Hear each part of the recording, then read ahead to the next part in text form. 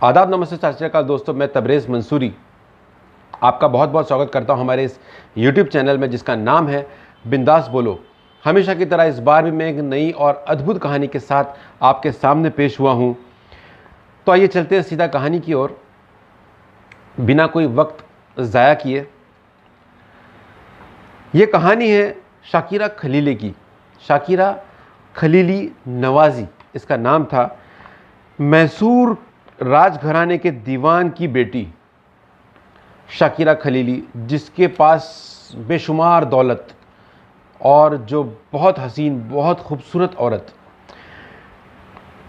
इसको 4 बेटियां थी इसकी, और इसके पहले ही से इसके मन में एक ऐसा था कि मुझे एक बेटा नहीं है। उसको बेटे की ख्वाहिश थी। वो हमेशा अपने एक बेटा नहीं होने की वजह से वो अपने आप को कहीं ना कहीं वो ऐसा सोचती थी कि मुझे एक बच्चा हो जाए। शाकिरा खलीली की शादी हुई अकबर खलीली से 1985 में। अकबर खलीली जो आईएएस ऑफिसर थे, ऑस्ट्रेलिया में इंडिया के हाई कमिश्नर भी रह चुके थे, और इनके पास बहुत दौलत थी। ये बहुत दौलतमंद इंसान थे, बहुत रुतबेदार इंसान थे अकबर खलीली भी। 1991 में शाकिरा खलीली दिल्ली आई। दिल्ली में इनके कुछ जान पहचान वाले थे जो यूपी के शाही घराने से ताल्लुक़ रखते थे। उन लोगों ने इनको अपने किसी एक प्रोग्राम में इनवाइट किया। शाकिरा खलीली दिल्ली आई। दिल्ली आने के बाद में उस प्रोग्राम में शामिल हुई, और वो शादी का प्रोग्राम था।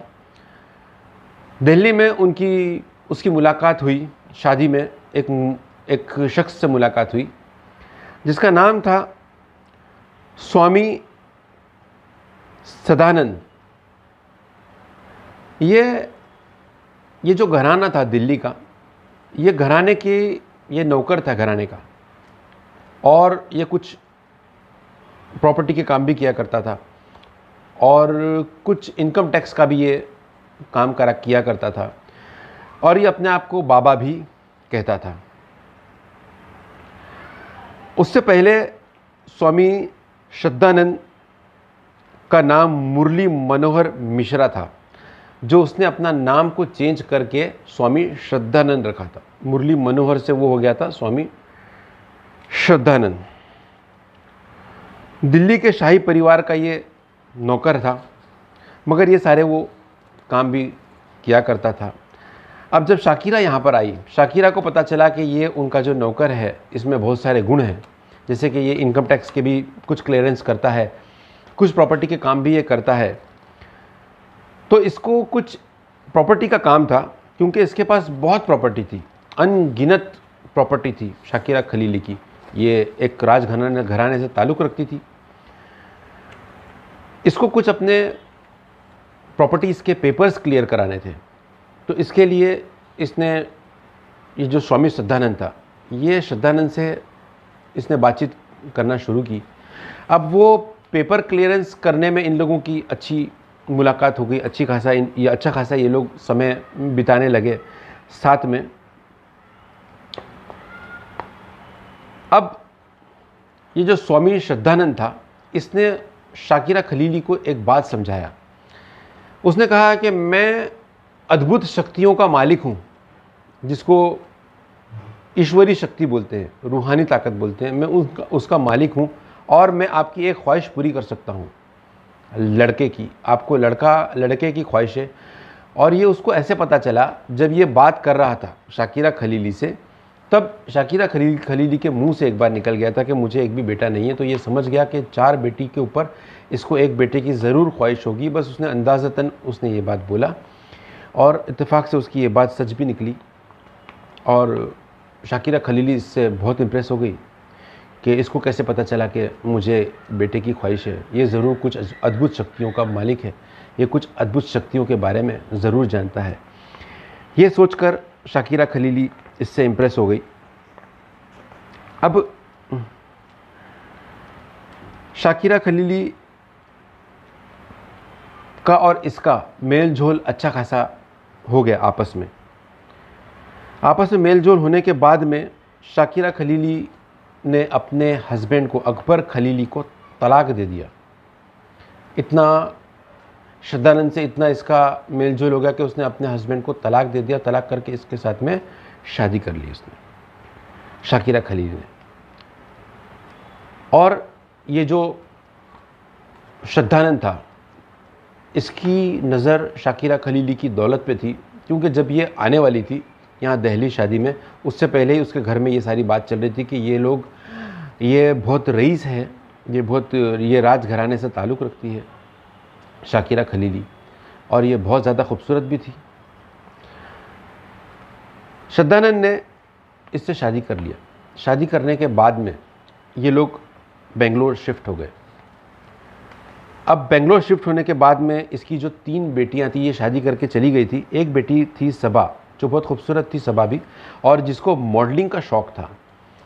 3 बेटियों ने इसकी शादी को एक्सेप्ट नहीं किया, मगर ये सबा थी, सबा का और उसकी माँ का, शाकिरा खलीली का आपस में बहुत ज़्यादा तालमेल था, बहुत मोहब्बत थी, इसलिए सबा ने उस शादी को न चाहते हुए भी एक्सेप्ट कर लिया।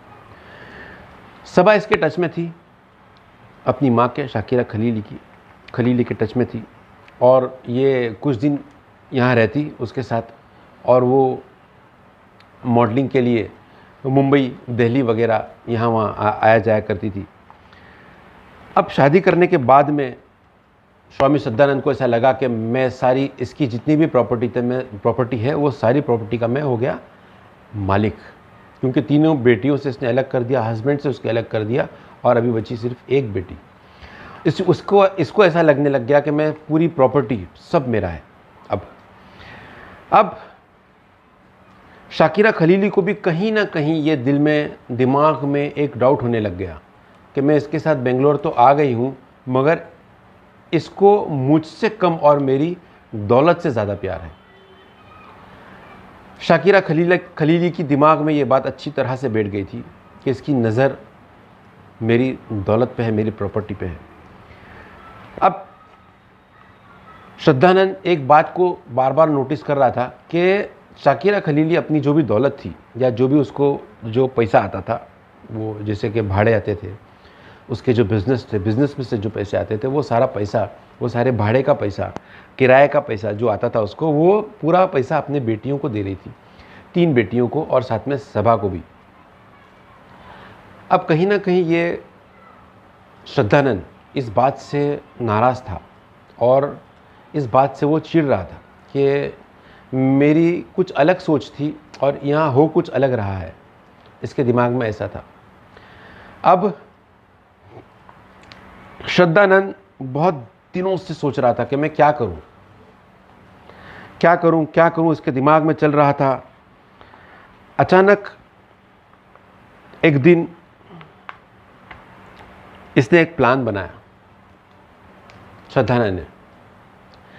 ये लोग बेंगलोर में एक बड़ा बंगला लेकर रह रहे थे। बंगले के बाहर एक अच्छा खासा ग्राउंड था। श्रद्धानंद ने एक स्विमिंग पूल बनाने का प्लान बनाया कि यानी घर के बाहर एक आंगन में एक स्विमिंग पूल हो तो बहुत अच्छा हो। ऐसा उसने एक प्लान बनाया, और उस प्लान के तहत कुछ मज़दूरों को बुलवा के वहाँ पर खुदाई किया।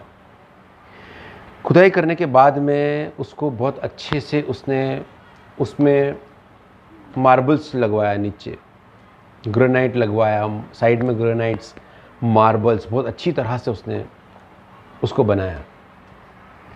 और अफसोस इस बात का है कि शाकिरा खलीली खुद वहाँ पर खड़े रह के, जब वो गड्ढा खोदने का काम हो रहा था, वो खुद वहाँ पर खड़ी थी। वो ये बात से बिल्कुल अनजान थी कि ये स्विमिंग पूल नहीं बल्कि उसी की कब्र खोदी जा रही है।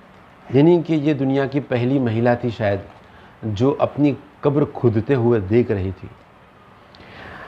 खैर, अब वो गड्ढा खोदा गया और उसको अच्छे से स्विमिंग पूल का डिज़ाइन दिया गया एक। और श्रद्धानंद ने सारे जितने नौकर थे, उसके जितने नौकर थे, वो नौकरों को छुट्टी पे भेज दिया एक दिन पहले छुट्टी पे भेजा, और छुट्टी पे भेजने के बाद में ये जो शाकिरा खलीली थी, इसको एक आदत थी बेड टी की। बहुत से लोगों को ऐसी आदत होती है जो बिस्तर पे ही चाय पीना पसंद करते हैं। अब जब दूसरे दिन जब वो उठी सुबह, तो उसने बेड टी मांगा। तो इसने बोला, और उसने बोली कि आपने सब नौकरों को छुट्टी दे दी हो, तो अभी बेड टी कौन देगा? तो इसने बोला मैं देता हूँ बेड टी, बोलकर किचन में गया। इसने एक अच्छी से चाय बनाया, और चाय में उसने एक बेहोशी की दवा मिलाया। बेहोशी की दवा मिलाकर शाकिरा खलीली को पिलाया। अब वो बेचारी अनजान औरत, उसने वो पीने के बाद में वो बेहोश हो गई। और बेहोश होने के बाद में इसने उसको एक गधेले में लपटा, और उससे एक दो दिन पहले उसने एक ताबूत बनवाया।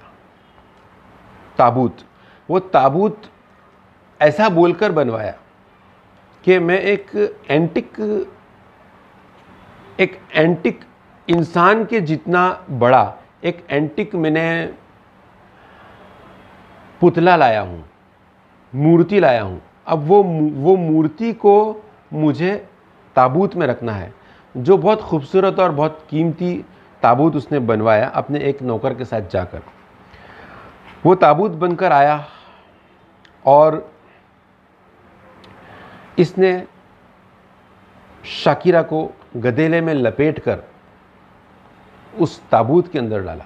बाहर लाके वो ताबूत के अंदर डाल दिया, कंपाउंड में ताबूत के अंदर डाला। ताबूत के अंदर डालने के बाद में उसको ऊपर से उसके मिट्टी डाल दिया, पूरा मिट्टी डाल दिया। मिट्टी डालने के बाद में अब वो स्विमिंग पूल जैसा था, उसके अंदर उसने ताबूत को रखा। ताबूत को रखने के बाद में उसको पूरा मिट्टी डाल दिया। मिट्टी डालने के बाद में दूसरे दिन उसने मज़दूरों को बुलवाया और बोला कि अभी ये जो स्विमिंग पूल बनाने का प्रोग्राम था वो कैंसिल हो गया है, और अभी इसको मिट्टी से ढक दो। और उसके ऊपर अच्छा ग्रेनाइट लगवाया उसने, एक ग्रेनाइट लगवाया। ग्रेनाइट लगवा के वहाँ पर एक बार बना दिया।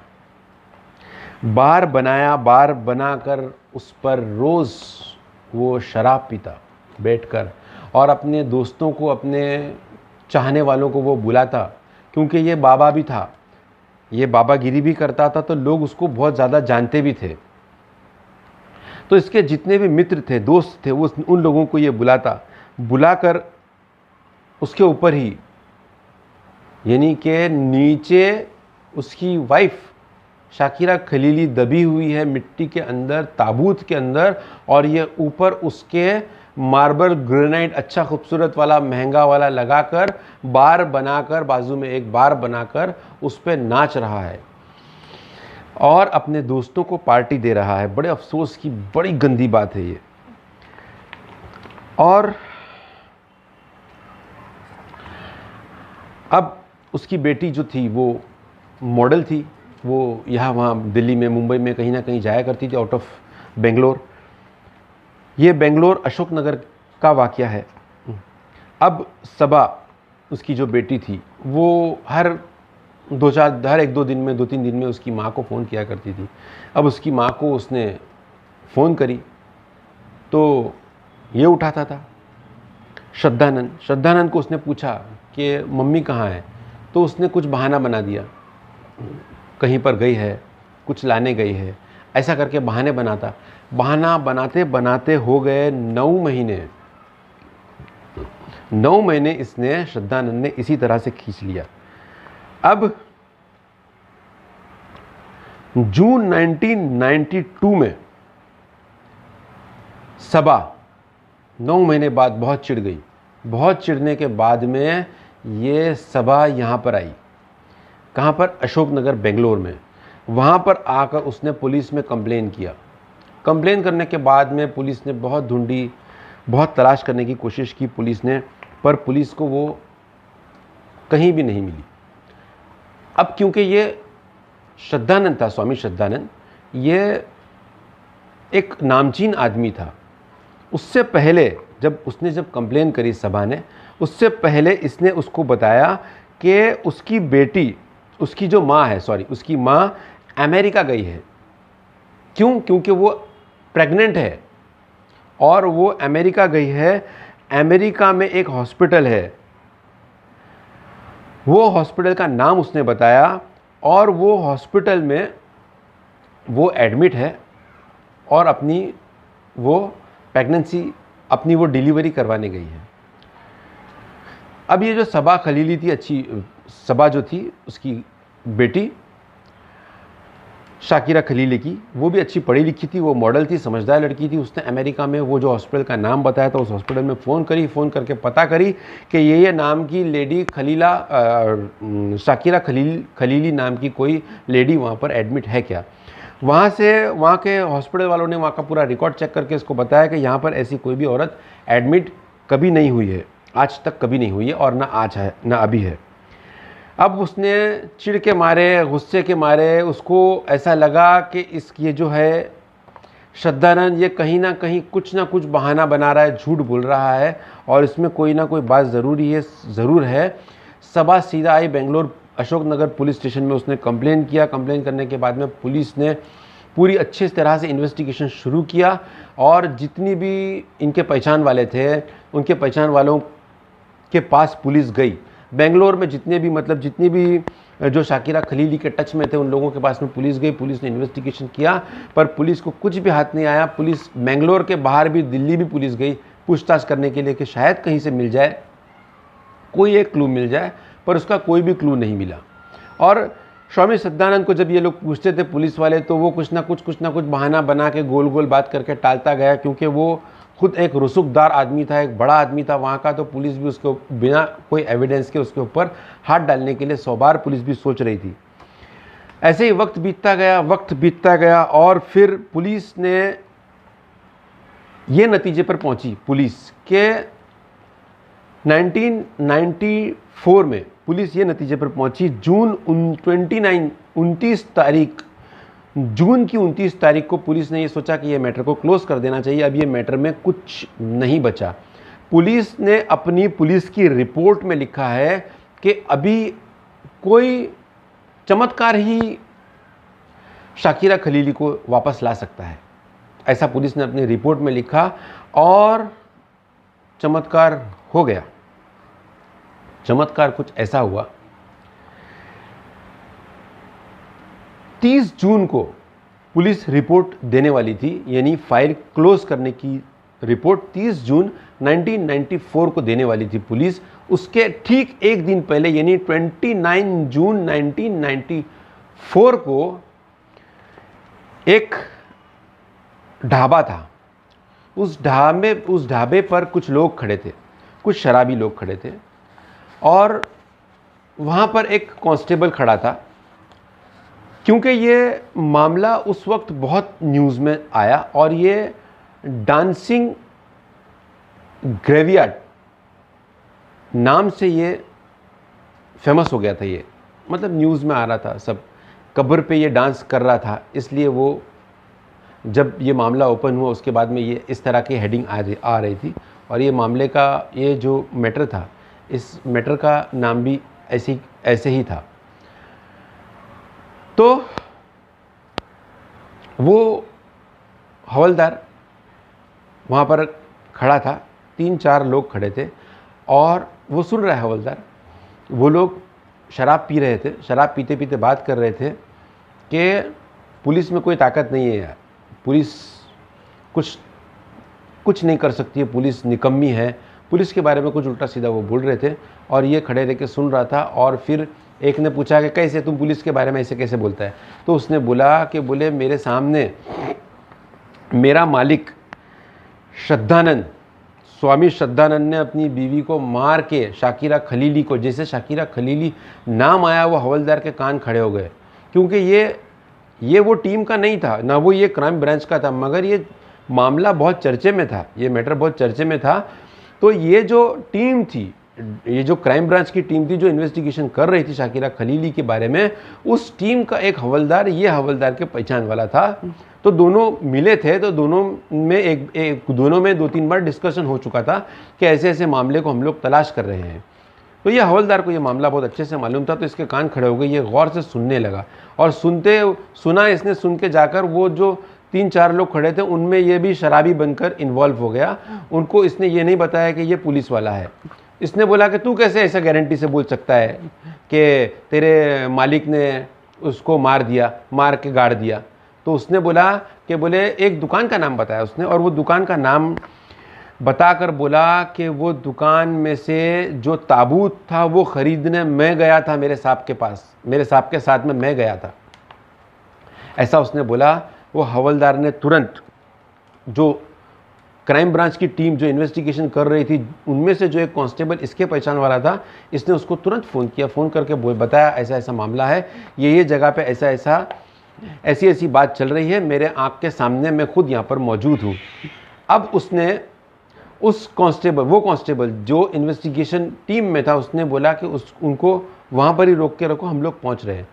इसने उन लोगों को बातों में उलझा के रखा। वहाँ से ये क्राइम की टीम आई, क्राइम की टीम ने इसको पकड़ा, ये शराबी को, इसको लेकर गए क्राइम ब्रांच में और अच्छे से इसको बिठा के इत्मीनान से इसको पूछा। इसका थोड़ा नशा उतरा। नशा उतरने के बाद में इसने बोला कि साहब मेरा नाम मत भूलना, मैं गरीब आदमी हूँ, मगर ये दुकान से ताबूत ख़रीदा था इसने। ताबूत ख़रीद के स्वामी श्रद्धानंद ने अपनी बीवी शाकिरा खलीली को मार कर ज़मीन में दफना दिया। अब ये बात सुनने के बाद में पुलिस ने इसके ऊपर भरोसा नहीं किया, मगर पुलिस ने ये बात जो ये बोल रहा है ये कंफर्म करने के लिए पुलिस वो दुकान पर गई ताबूत की।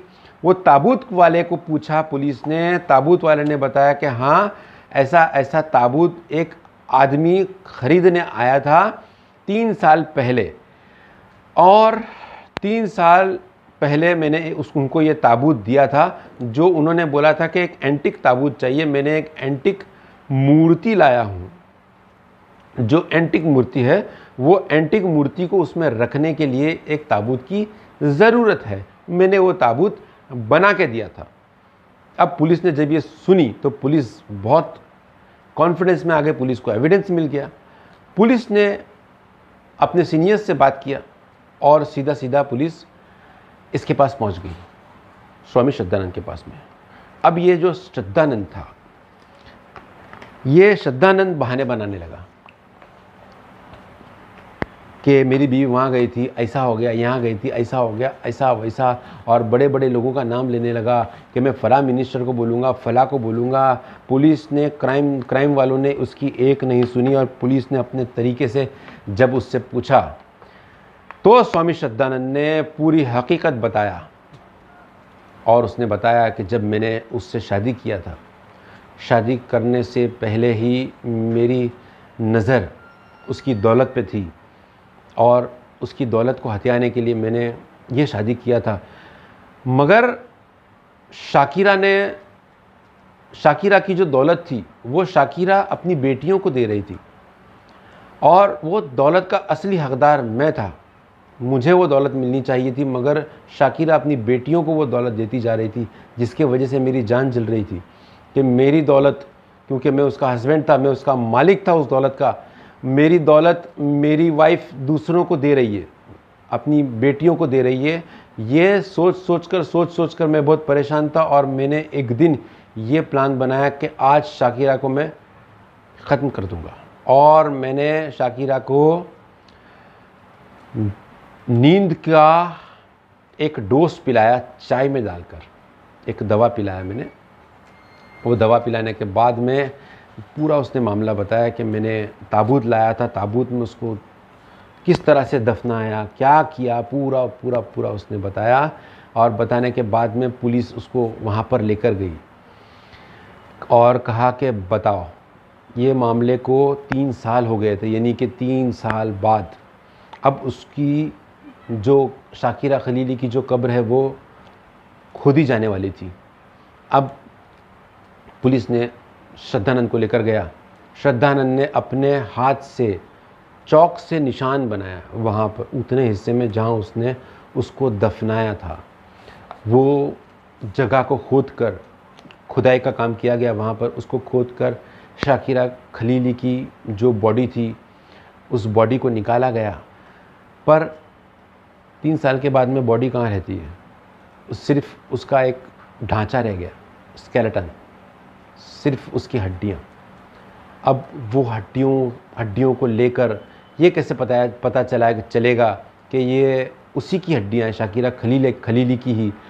तो ये जांच करने के लिए फॉरेंसिक लैब में दिया गया, मगर शाकिरा खलीली की अंगूठी और बंगड़ी वहाँ से मिली। सोने की अंगूठी थी और सोने की बंगड़ी थी, वहाँ उसके अंदर से मिली, ताबूत के अंदर से।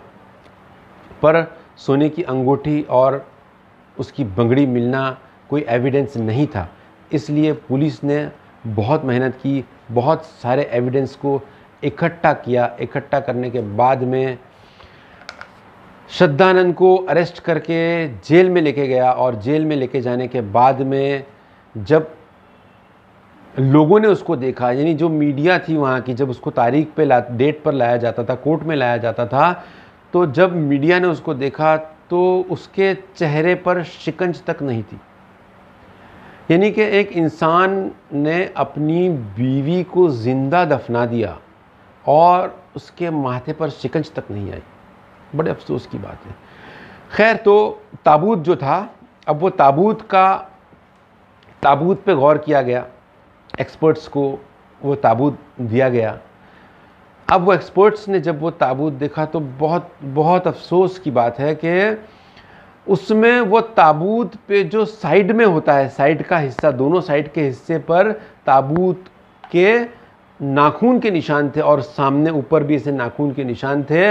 यानी कि शाकिरा खलीली को उसने जब दफनाया था तब वो बेहोश थी, और जब वो होश में आई होगी तो उसने नाखूनों से खुरचने की कोशिश की होगी उसको, और उसको तो वो जब होश में आई होगी तो वो तो बेचारी सोच रही होगी कि मैं ये कहाँ आ गई हूँ। उसको तो कुछ मालूम ही नहीं था इसकी नीयत के बारे में। और वो नाखून के निशान पाए गए, वो सारा नाखून के निशान, और जो भी पूरे जो इन्वेस्टिगेशन थी, पूरा इन्वेस्टिगेशन करने के बाद में जितने भी सबूत थे, वो सबूत को कोर्ट के सामने पेश किया गया। और कोर्ट के सामने पेश करने के बाद में सेशन कोर्ट ने उसको फांसी की सज़ा दी।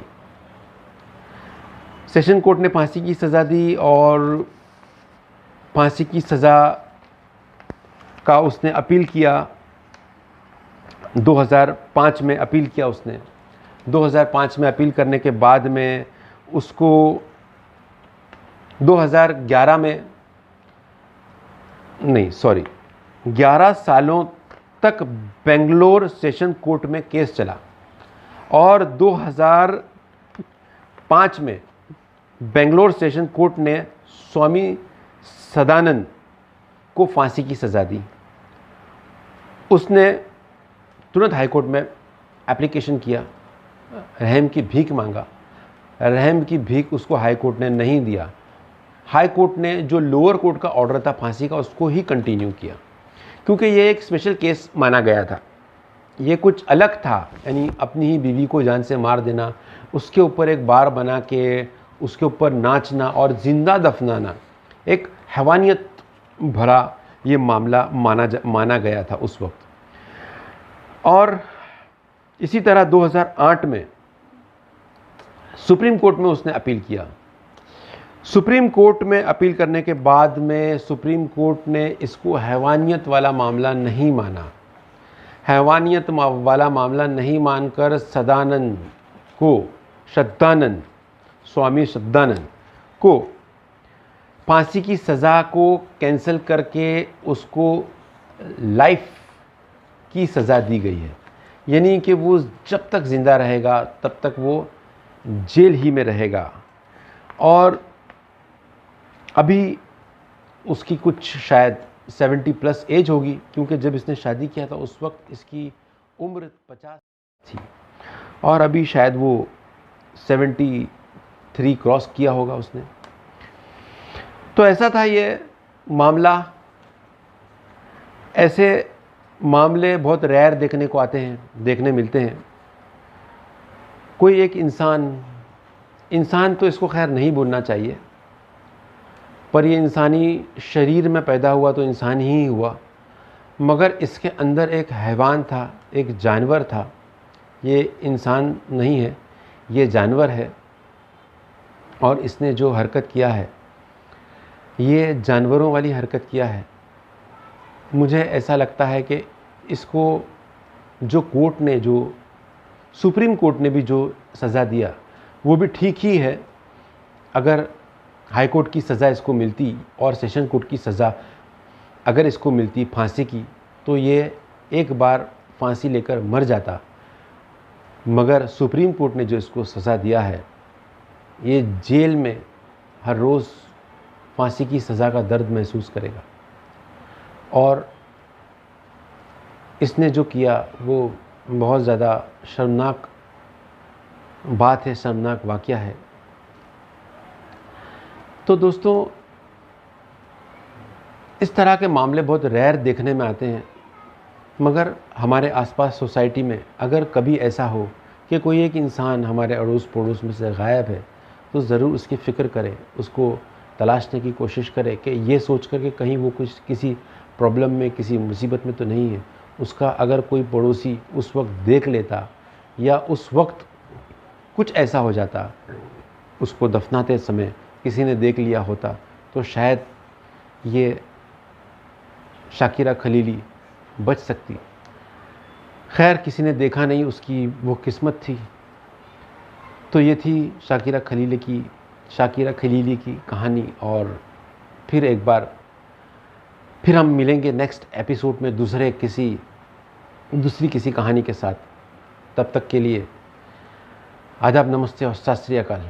अगर आपको मेरा चैनल पसंद आया और ये स्टोरी पसंद आई तो लाइक और सब्सक्राइब ज़रूर करिए। मुझे इजाज़त दीजिए।